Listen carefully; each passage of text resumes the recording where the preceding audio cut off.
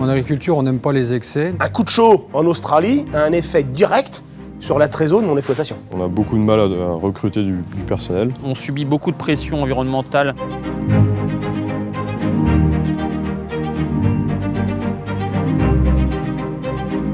La tension qu'on doit supporter m'a fait effectivement changer de cap. Il faut se diversifier, proposer autre chose. La diversification est là pour aller chercher de la valeur ajoutée autre que dans le milieu agricole, c'est-à-dire chez les particuliers. Aller voir le client directement, transformer. Avec tout ceci, c'est limiter le baisse de résultats et de trésorerie sur l'exploitation.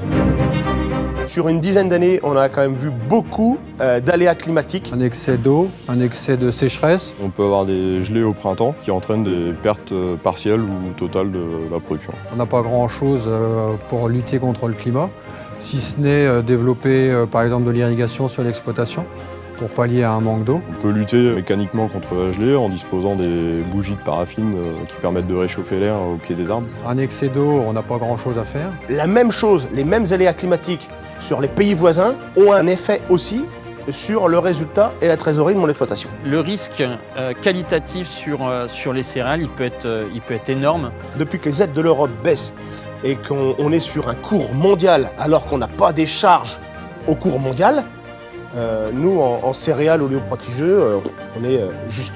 On essaye de s'appuyer sur des conseils d'organismes style ODA, Gritel ou autres, ou la COP par exemple. Et après, le risque social et fiscal. On a beaucoup de mal à recruter du personnel. Cueillir des pommes, c'est compliqué. Pour pallier à ce manque de main-d'œuvre, nous avons investi il y a plus de 3 ans dans un robot de traite.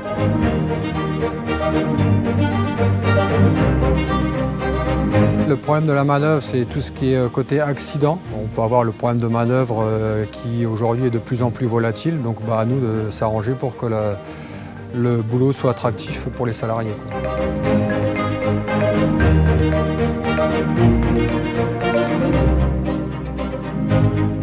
Aujourd'hui, on est trop lié aux politiques, à l'industrie agroalimentaire qui tire les marges vers le bas pour nous et vers le haut pour eux, quoi.